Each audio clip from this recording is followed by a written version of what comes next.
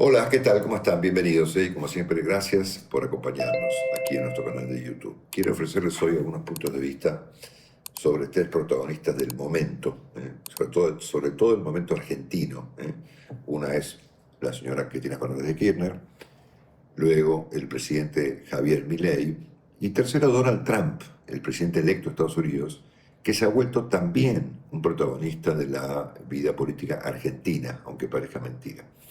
De hecho, en este momento se están, entiendo que reuniendo en la residencia de Trump en la ciudad de Palm Beach, se llama Mar-a-Lago, dos potencias de la libertad del mundo, ¿no? El presidente argentino Javier Milei y el presidente electo de Estados Unidos Donald Trump, siendo que el presidente Milei dijo, bueno, somos los dos tipos más importantes del mundo. Bueno, antes de esto, permítanme hacerles o pasarles dos avisos. El primero es que les debo un comentario que lo voy a hacer en las próximas horas, que lo anuncié aquí hace un día o dos, sobre el caso de la señora Barishe Moradi, una ciudadana iraní, una joven iraní de origen kurdo, que fue condenada a la horca en Irán hace muy pocos días por desafiar al régimen de los ayatolás, ¿no es cierto? Y es un tema importante que quiero comentarles en un par de días, porque el mundo civilizado, digamos, y el que queda todavía, tiene una gran deuda con el pueblo kurdo que no tiene un país, ¿no? Con excepción del Estado de Israel, que sí acepta o promueve la creación de un Estado kurdo. Saben que los kurdos están diseminados, son como 40 millones de personas diseminadas entre Irán, Irak, Siria y Turquía, y están siendo muy perseguidos, muy particularmente en Irán. Y entiendo que el primer ministro Netanyahu ha planteado en algún momento último la obligación que tiene el mundo, digamos, civilizado de ofrecerle una solución al pueblo kurdo. Yo tengo una gran admiración por ellos, porque si no fuera por los kurdos, el mundo estaría lleno de terroristas de ISIS, ¿no? Y quiero comentar el asunto en los próximos días. Y en segundo lugar, quiero contarles que anoche ocurrió un homenaje extraordinario a una persona que sigue nuestro canal, y lo digo con mucha honra, que es Carlos Vives, el gran músico colombiano. Anoche Carlos fue homenajeado eh, como personaje del año en la ceremonia previa a la entrega de los premios Grammy Latinos. Y el homenaje fue algo extraordinario. Para que ustedes tengan noción, estaban presentes cantando canciones de Carlos Vives frente a un emocionado Carlos, nada menos que, por ejemplo, Rubén Blades, Juan Luis Guerra, Gloria y Emilio Estefan, Julieta Venegas, Juanes, Alejandro Sanz, David Bisbal, los fabulosos Cadillacs, Sebastián Yatra, perdón, y Luis Fonsi, entre otros, ¿no es cierto? Carlos me contó que sigue el canal diariamente, así que yo le quiero agradecer mucho y mandarle un afectuosísimo saludo. Es un tipo extraordinario, es un personaje genial, así que estamos muy honrados de que Carlos nos vea todos los días. Te queremos mucho, Carlos. Bueno, les cuento, vamos a empezar por lo más fácil, que es el presidente argentino Javier Milei. Y yo no salgo de mi asombro, ¿no? Por las cosas raras que a lo largo de los días dice el presidente Milei, que no dejan de asombrarme y que en algún momento se van a volver una acción. Vieron que finalmente en la política lo que se dice se vuelve finalmente, en algún momento se hace, ¿no es cierto? El presidente Milei dijo ayer, con mucho énfasis, que Kamala Harris, la candidata demócrata que perdió con el presidente electo Donald Trump, era comunista. Bueno, o Milei tiene una visión muy amplia de lo que quiere decir el comunismo, o ve comunistas por todas partes, y esto conecta con esta onda literalmente macartista que sigue el gobierno argentino, por supuesto muy peligrosa. Esta idea de que son todos comunistas pero nosotros es una idea muy, muy peligrosa. A esta cuestión de enfatizar el carácter comunista de alguien que naturalmente no es comunista, ¿no es cierto? No coincidirá con Milei, ¿no es cierto? O conmigo o con ustedes, pero comunista no es, ¿no es cierto? Bueno, ustedes recuerdan el caso del macartismo, yo les hablé del tema hace unos días, ¿no? Un tema muy peligroso, porque ahí empiezan las persecuciones, las censuras, etcétera, ¿no? Las racias, ¿eh?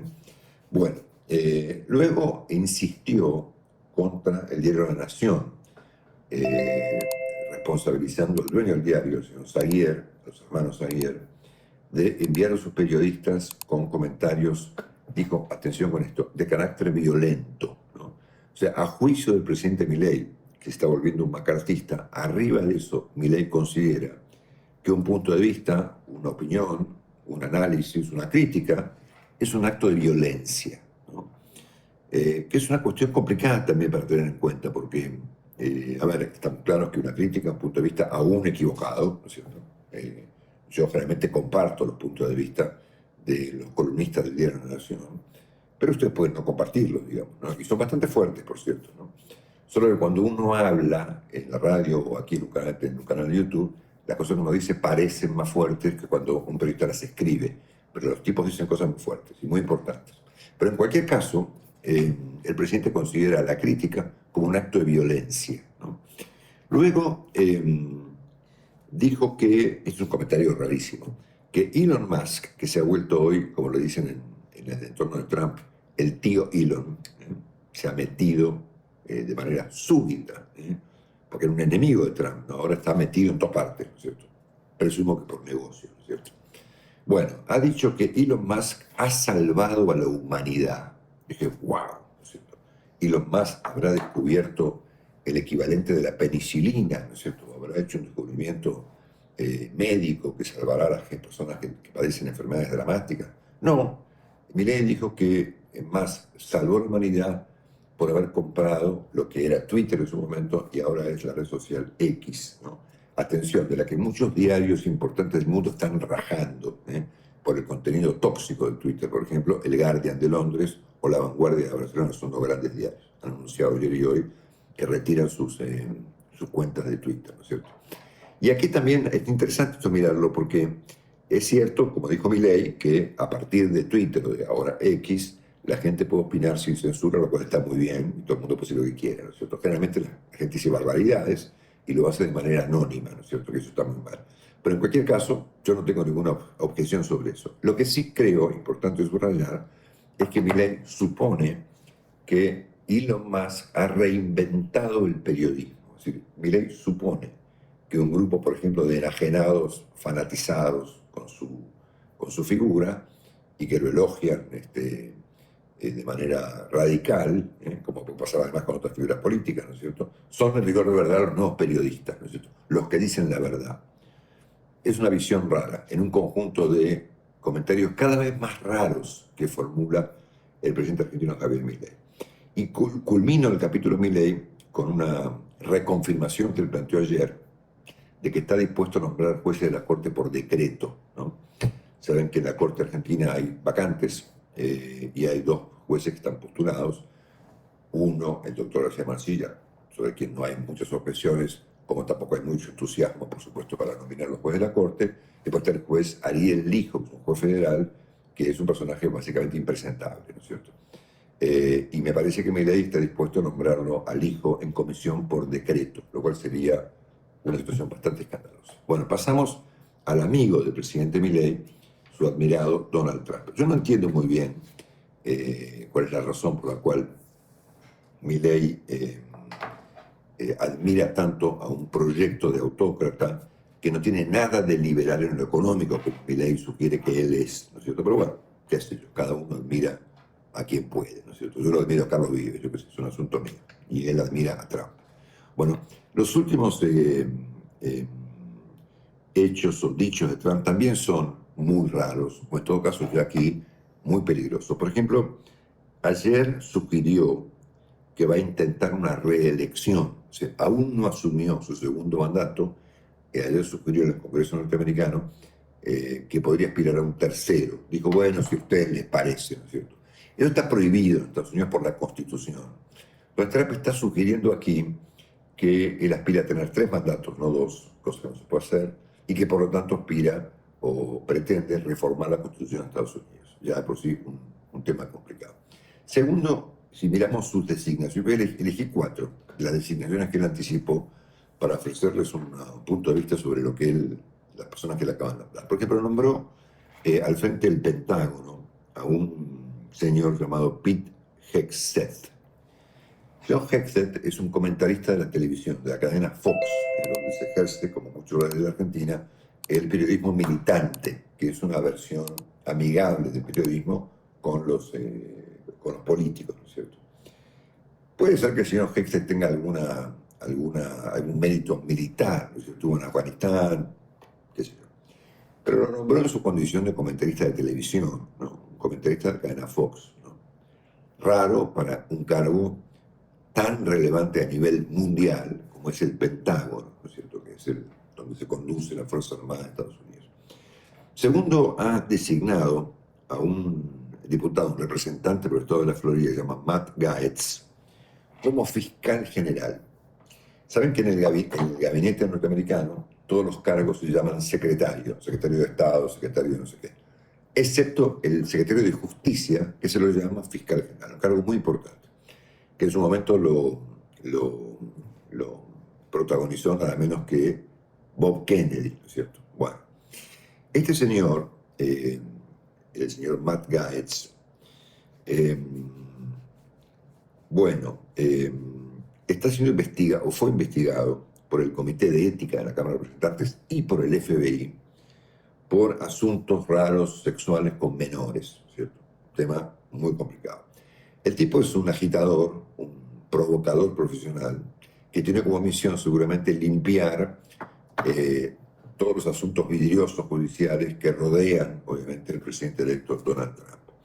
Después se eligió, como ya lo comentamos aquí, creo, como secretario de salud o como coordinador de las diversas áreas de salud en Estados Unidos al hijo de Bob Kennedy, un señor llamado Robert Kennedy Jr., ¿no es cierto?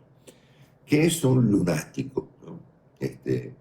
Yo no tengo nada contra los lunáticos, ni contra los terraplanistas, ni contra otras cosas, excepto que los pongas al frente de la salud de un país que tiene más de 300 millones de habitantes, ¿no es cierto? El señor Kennedy se ha manifestado como un antivacunas. Él cree, por ejemplo, que hay una relación, fíjense qué loco, ¿no? Entre el mercurio que se utiliza como un componente de las vacunas y el autismo. O sea, Kennedy cree que en algunos casos el autismo es producto de las vacunas, ¿no es cierto? Bueno, luego se ha manifestado en favor de un producto contra el paludismo que se llama hidroxicloroquina, que fue muy promocionado por un biólogo francés durante la pandemia del COVID-19, un tipo llamado Didier Raoult, un médico muy polémico, que sostenía que la solución para el COVID era la hidroxicloroquina. Asunto que en su momento entusiasmó a mucha gente, pero que se probó posteriormente que era un fiasco, ¿no es cierto? Que no había ninguna vinculación entre la hidroxicloroquina y la cura del COVID, ¿no es cierto? Un medicamento originalmente fabricado para el paludismo, ¿no? Pero el señor Kennedy sostiene que la hidroxicloroquina es un producto útil, ¿no es cierto? Y la última cosa que dijo, que es insólita, es que los americanos deberían tomar leche cruda, no pasteurizada, ¿no?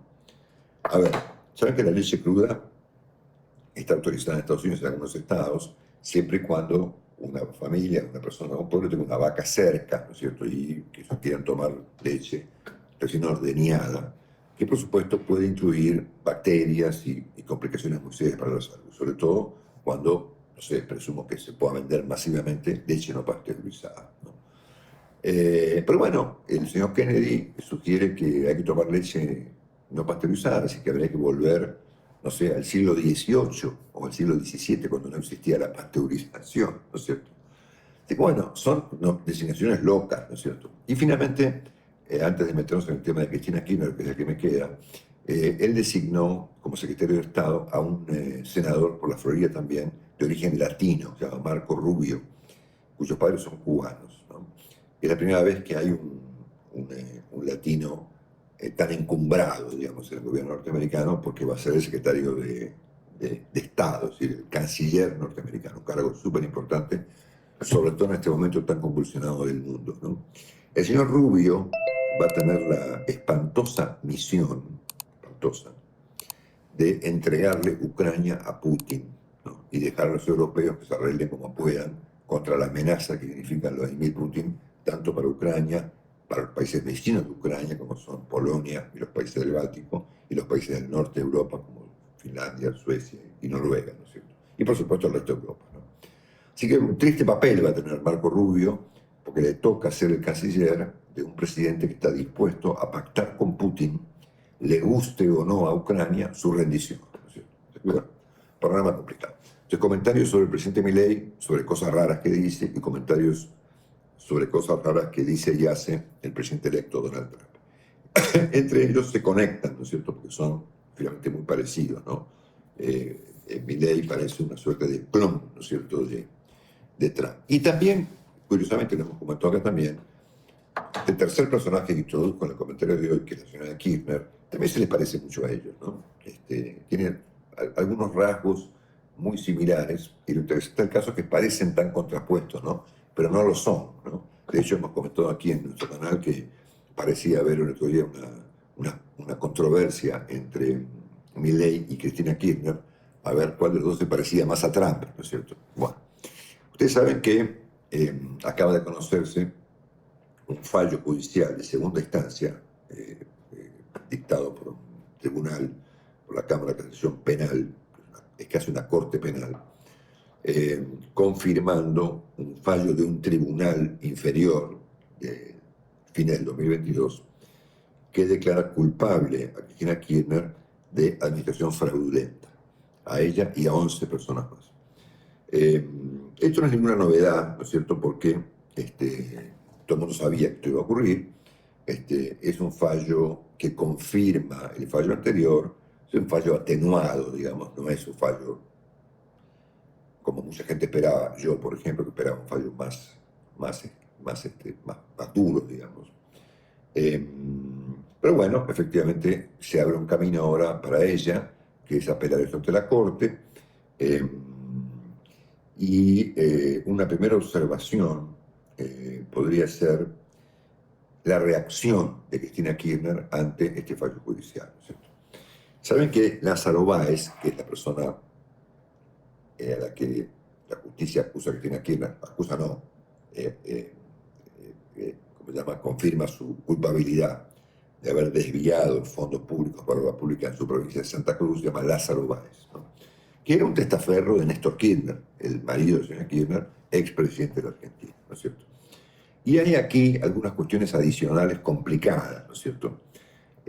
Porque esta investigación esclareció el desvío de fondos públicos a Báez, pero hay otra investigación que profundizará o profundiza, ojalá ocurra, sobre cómo esos fondos volvían a la familia Kirchner a través de contrataciones de Báez de los hoteles de la familia Kirchner, en una causa que se llama Otesur Los Sauces, que son los nombres de los hoteles vacíos de los Kirchner de la Patagonia, que Báez contrataba, sin mandar a nadie, por cierto, para pagar facturas a los Kirchner, ¿no es cierto? Y la reacción de ella durante todo este tiempo que duró el proceso nunca fue ofrecer una explicación sobre la relación de los Báez con los Kirchner, o por qué le adjudicó semejante cantidad de obra a Báez, unos 3.000 millones de dólares, nada menos. Sino su respuesta, su reacción ha sido siempre presentarse como víctima de una conspiración, ¿no? En su momento fue el señor Manieto, el dueño del diario Clarín. Ella la tenía con Manieto de Clarín, como Milei la tiene con los Águilas de la Nación, es lo mismo. Acusó a Estados Unidos, acusó a los jueces, y ayer dijo que el fallo adverso para ella tenía que ver con su condición de mujer, ¿no es cierto? Bueno, yo me acordaba de algunos comentarios que formuló en su momento, haciendo una biografía de un político, José Ortega Gasset, que en un libro muy genial recopiló los ingredientes que posee un político, ¿no es cierto?, un político clásico, ¿no? Él habla del don de la mentira, por supuesto de la inescrupulosidad y de una afición a la farsa, ¿no es cierto? Es un concepto muy interesante porque obviamente lo que ha presentado Cristina Kirchner es una farsa, ¿no es cierto? Ya es una farsa, digamos, una mentira, digamos, de un asunto vinculado a cierto nivel de inescrupulosidad pública, que también se relaciona, aquí esto es mío, pero está vinculado con la tesis de Ortega Gasset sobre Gabriel Mirabeau, una cierta cuestión fantasiosa, ¿no es cierto? Si los políticos a veces tienen, cuando llegan a tal nivel de poder, viven como en un mundo propio, digamos, están como ajenos a la realidad. Ortega dice que para algunos políticos robar no es robar. Robar robamos nosotros, digamos, los pusilánimes, ¿no? Los políticos no roban, cambian el mundo, ¿no? Una tesis muy interesante. En cualquier caso, ella ha transitado entre la inescrupulosidad, la ficción a la farsa, el don de la mentira, que es otra frase que cita Ortega, y esta cosa fantasiosa, digamos, de vivir en un mundo donde cometer un delito, bueno, para ciertas personas no es un delito, es otra cosa. Delito es para nosotros, no para ellos. Bueno, dicho esto, el caso presenta varias complicaciones que quiero mencionar. La primera es que la señora Kirchner, por supuesto, apeló esto, apelará esto ante la Corte, el tribunal, el máximo tribunal de la Argentina. Y ahí hay dos complicaciones. Primero, porque la señora Kirchner, en su condición de presidente de la Nación y de vicepresidente en su momento, promovió un juicio político a esta Corte. O sea, ella va a apelar a una Corte Suprema sobre la que promovió un juicio político. Loco. Supongamos que la Corte falle en su contra, como es de esperar, de acá al año del arquero, no importa, acá a 2 años. ¿Qué va a decir ella? Bueno, obviamente la Corte me falla en contra porque yo promoví un juicio contra ellos. Y al mismo tiempo que promovió un juicio contra la Corte y que va a apelar ante esa misma Corte el fallo del que acaba de ser condenada por la Cámara de Casación Penal, ella interviene en su condición de jefa del peronismo y de jefa de un sector del Senado en la conformación de esa misma Corte donde va a ir a apelar, ¿no? Esto es totalmente irregular. Yo no sé cómo se puede arreglar, presumo que no tiene arreglo, ¿no? Pero ella interviene en todos los lados del mostrador, ¿no es cierto? Está condenada y va a apelar ante la Corte. Al mismo tiempo ella pidió juicio político a la Corte y al mismo tiempo hoy en su condición de jefa del peronismo interviene en la futura conformación de esa misma Corte. Que algún constitucionalista nos lo pueda explicar, por favor, porque es muy irregular. Segundo, empieza una carrera ahora entre el fallo de la Corte, que podrá tomar unos años, 1 año, 2, quién sabe, y la fecha de las elecciones, ¿no? Que van a ser a fin del año próximo en Argentina. Habrá que ver qué llega primero, ¿no es cierto? Porque ella obviamente va camino, por lo que estamos viendo, a postularse a algo, por ejemplo, candidata a diputada nacional por la provincia de Buenos Aires el año próximo. Y ahora vamos a ver qué efecto puede tener eso en la política y en la economía argentina. Sigamos a qué ocurre primero, ¿no es cierto? Porque ella no va a ir presa ahora, primero por su edad y segundo porque el fallo está apelado, no está firme. En Argentina nunca hay un fallo firme para la política, sí para las personas normales. Si nosotros cometemos un delito, tendríamos un fallo firme, inmediatamente. No es el caso de la señora Kirchner, ¿no es cierto? Bueno, así que acá tenemos unas cuantas anormalidades, ¿no? Este enredo que hay entre la Corte y ella, y esta cuestión de la carrera que va a empezar ahora entre el eventual fallo de la Corte en su contra, y la Corte no puede dar vuelta al fallo de la Cámara, por supuesto, no hay casualidad, y la fecha de las elecciones. Ahora bien, voy a citar un artículo de esta mañana de Carlos Pañi, que se relaciona con las locuras que pasan en el fanático mundo de hoy. Carlos se pregunta esta mañana, ¿qué efecto tiene en la sociedad actual la percepción de que un líder es corrupto? ¿No? Bueno, hace unos años era tremendo, si un líder corrupto, chao, no es más líder, ¿no? Va a la cárcel, ¿no es cierto? O al exilio, ¿no? O al ostracismo, ¿no? Pero Carlos agrega, y yo comparto esto y lo hemos comentado aquí en alguna oportunidad reciente, dice, es un interrogante atractivo, porque en el extremo de las acusaciones morales aparecen con mucha nitidez algunos de los rasgos que está adquiriendo la democracia contemporánea. Movilizados por emociones mucho más que por ideas, quienes veneran a un candidato pueden ver en la condena penal contra él una señal más de su legitimidad. ¿Qué quiere decir Carlos con esto? Que en el caso de la señora Kirchner y de sus seguidores fanáticos, pues todos son fanáticos hoy, los seguidores de Cristina, los seguidores de Milei, son todos fanáticos. Bueno, para los fanáticos, en muchos casos gente muy bien enajenada, la condena es finalmente una confirmación de una conspiración. ¿No ves? Que fue condenada. ¿Ves? Ahí tenés la prueba de la conspiración, ¿no es cierto? Y eso ha funcionado, por ejemplo, en Trump, ¿no es cierto? Cuya situación no es muy diferente a la de Cristina Kirchner. Son tantos los parecidos, ¿no? Obviamente que la misión del señor que Trump nombró como secretario de Justicia, digamos, va a ser la misma que procuró Cristina Kirchner con Alberto Fernández, que le limpie toda la situación, ¿no es cierto? Pero bueno, en cualquier caso, eh, este asunto se conecta finalmente con un problemón, ¿no es cierto? Que tiene que ver no con la política, sino con la economía argentina, ¿no? Supongamos que efectivamente los seguidores de la señora Kirchner consideran que este fallo no es un fallo condenatorio, sino todo lo contrario, ¿no es cierto? Loco también, ¿no? Pero todo lo contrario, es decir, que el fallo efectivamente confirma el hecho de que ella es una pobre mujer perseguida por las corporaciones, por el señor Manieto, por los jueces, por los Estados Unidos y por no sé qué más. Y eso produzca, como en el caso de Trump, una inclinación a votarla, ¿no es cierto? Pobre víctima, ¿no es cierto? ¿Y por qué digo que esto juega con la economía argentina? Porque puede pasarle a Milei lo que le pasó al comunista, presumo, según él, Biden, ¿no es cierto? Hace un tiempo, en abril de este año, un tipo muy lúcido, se llama Paul Krugman, les cuento algo, yo no coincido muchas veces con Krugman, pero lo leo igual, porque eso es lo que hay que hacer, ¿no es cierto? Abrir la cabeza y leer lo que uno comparte y lo que uno no comparte. Krugman es un Nobel de Economía muy progresista que escribe semanalmente en el New York Times. Y él se preguntaba en abril de este año por algo que finalmente terminó ocurriendo en las elecciones norteamericanas del otro día. Él decía, las opiniones de los estadounidenses sobre la economía tienden a estar determinadas por la afiliación política y no al revés. Él habla acá de sesgos, ¿no es cierto? Que la economía puede estar bien o mal, pero la gente la ve no bien o mal por razones objetivas o más o menos objetivas, sino de acuerdo a qué partido político pertenezca o a qué candidato pretende o aspira a votar. Entonces los republicanos veían la economía catastrófica, ¿no es cierto? Y los demócratas la veían perfecta. Tal vez no era ni lo uno ni lo otro, ¿no es cierto?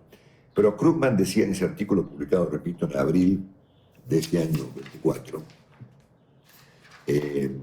bajo el título Que no les engañen, la economía de Estados Unidos es una extraordinaria historia de éxito. Él dice, bueno, la economía de Biden va bien, ¿no es cierto? Objetivamente, la macro, ¿no es cierto? La inflación bajó del 10 al 3, la economía americana crece al 3%, hay prácticamente pleno empleo, la bolsa subió una barbaridad, todo está fenomenal. Sin embargo, dice Krugman, la gente no lo percibe, la gente no lo comparte, aunque vos se lo muestres. En las encuestas, dice Krugman, la gente dice, ¿cómo está su vida económica? Genial. ¿Y cómo está el país? Como el culo, ¿no es cierto? Bueno, es interesantísimo este fenómeno, porque esto le puede ocurrir eventualmente al presidente Milei, cuyo orden económico va aparentemente viento en popa, ha bajado la inflación, ha bajado el gasto público, bajó el riesgo país, hay un clima de confianza con los bonos, hay inversiones en energía. Sin embargo, puede ocurrir que para el periodo electoral del año próximo, el ciclo económico sea mucho más lento que el ciclo político. Mencionamos estas frases un tiempito aquí en el canal, citando a su autor, a Henry Kissinger. Dije, mira, acá tenemos un problema. Nosotros arreglamos la economía, pero antes vienen las elecciones y la economía no llega a corregirse antes que la gente vote, ¿no es cierto? Esto le pasó a Biden, ¿no es cierto? Es decir, la mejora económica norteamericana fue visible, pero la gente no lo percibió. Y a eso agregarle el sesgo, digamos, los sesgos, estos tan dramáticos, que hace que la gente ande enseguecida por la vida. Entonces, ¿por qué mezclo con esto a Cristina Kirchner? Hace unos días fui en Buenos Aires a visitar al presidente de una compañía automotriz muy importante. Y lo primero que me preguntó no fue ni cómo estaba yo, ni qué opinaba de mi ley, ni cómo veía la economía. Me dijo, sí, ¿vos crees que Axel Kicillof, que es el gobernador de la provincia de Buenos Aires, un extraviado, como tiene aquí puede ser presidente?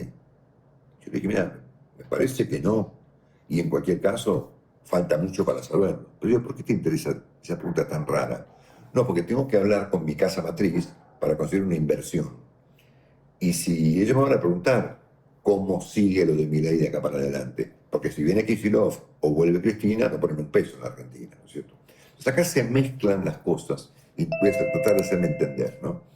Supongamos que como consecuencia de la condena a Cristina Kirchner, sus fanáticos la endiosen aún más y la voten masivamente bajo el argumento de que la condena ha sido una persecución política, eh, una confirmación de su inocencia, ¿no es cierto? Y que las elecciones con Cristina candidata ocurren en un momento en donde la economía no terminó de llegarle al bolsillo de los argentinos, sobre todo en la provincia de Buenos Aires, donde ella es favorita seguramente, y la votan a ella bajo el argumento de que ella es no solamente no culpable, sino además porque la economía está mal, aunque esté mejor la economía argentina, como le pasó al comunista de Biden, ¿no es cierto?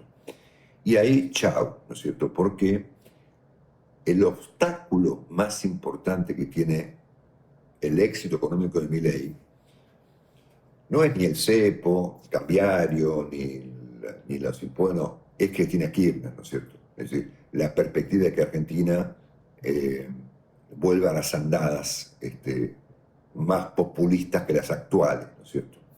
Y una candidatura exitosa de la señora condenada Cristina Kirchner podría estropearle a Javier Milei y a los argentinos el esfuerzo económico que hemos hecho durante el último año.